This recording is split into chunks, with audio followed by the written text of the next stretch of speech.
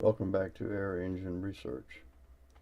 Today, for new subscribers or people who have been watching the videos, I would appreciate it if you would subscribe and push the bell next to the subscribe button so that you'll be notified whenever there's any new videos that come up.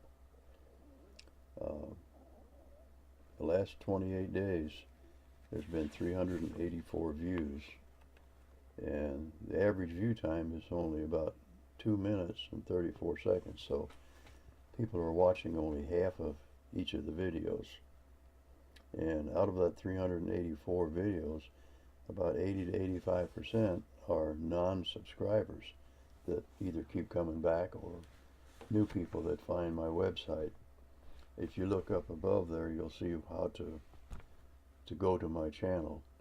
You just go to the search and just type in the www.youtube.com/C/Air Engine Research, and it'll take you right to my channel, and there you'll find 52 videos that I've made over the past number of years.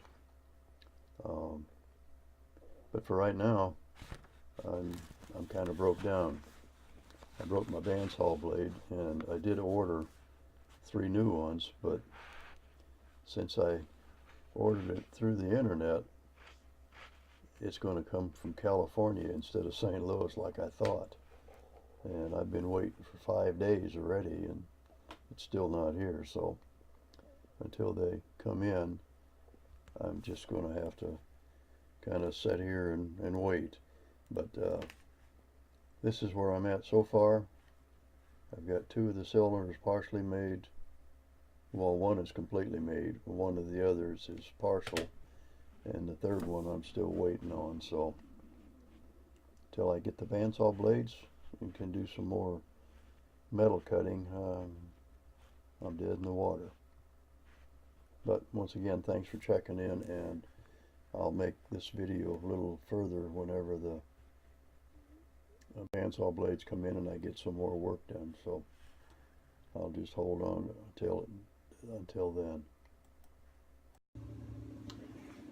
Well, I finally got my saw blades in, and only one of them would fit, so I've got to take 2 of them back to the store in St. Louis. I'll never order another from that company, that's for sure. I ordered them on the 12th, and the 18th the bandsaw blades were shipped, and then on the 26th I finally got them. And then when I tried to put them on, none of them would fit at first. Finally I adjusted the bandsaw wheels, and I got one of them to work, so at least I could go ahead and cut the things that I was wanting to work on. And I've got 3 of them hooked up now on my model, and so far it looks like it's working pretty good. It's not hooked up for air or anything yet. There's still wooden parts on here that's going to end up being made out of metal eventually, so I'm just trying to make sure that everything works and it does what I want it to do. And so far it looks like it's doing pretty good. They all seem to do what I want, and I found a few things that I'm going to have to make a little different than what I did because of how tight everything is on it, and I can't get in to do some of the nuts and stuff like I have to, so that'll all be changed. These connectors here will be changed, and I've still got to do a few things with threading, drilling and threading and stuff for the airline connectors to go fitting on. I've got one of them made, but the others will still have to be drilled out and tapped. So for right now, I'm going to go ahead and have a cup of coffee.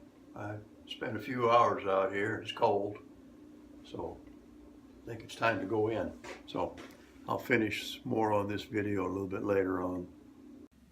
Okay, this video shows you how the valve opens and closes to let air in or out. And in this position, it is top dead center. So this is what gets pushed around. As you notice on the valve here, the slot, that allows air to come out. And when you have it in this position, it's starting to let air in. And it will let air in all the way until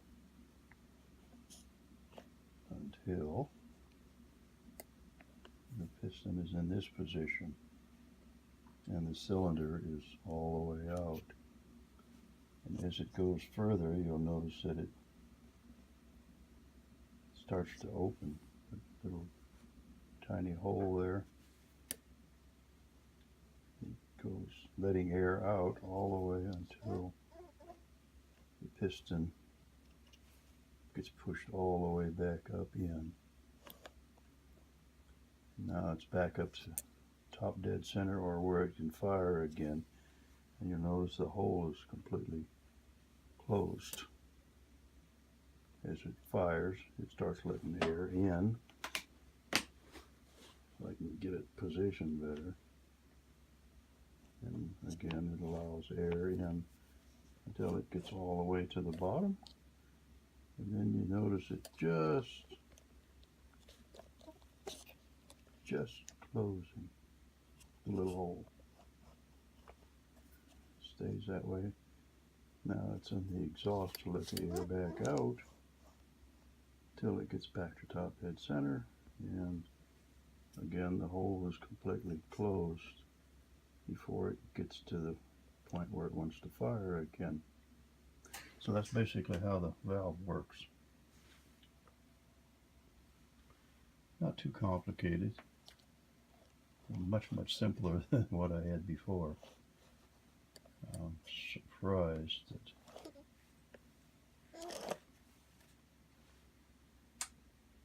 I hadn't thought about this sooner, but I just came on the whole idea one night while I was trying to go to sleep, thinking about what could I do to make it better, more efficient, less complicated, and something that could be easily worked on.